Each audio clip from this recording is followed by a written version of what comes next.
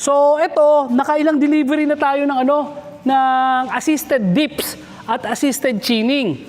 Eh, ang kagandahan kasi nito, kagaya ko, bali yung kaliwang buto ko dito sa kaliwang siko ko eh. So, mahina yung braso ko. So, para ma-train ko, lalo kung beginner ka, paano mo ititrain na mag-dips ka? So, ito yun.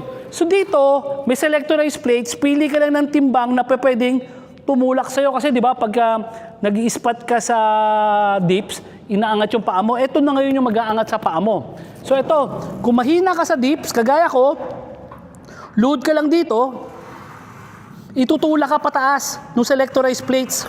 Ang gagawin mo dyan, para lumakas ka, dahan-dahan babawasan mo yung selectorized plates hanggang mangyari, buong katawan mo na yung binubuhat mo.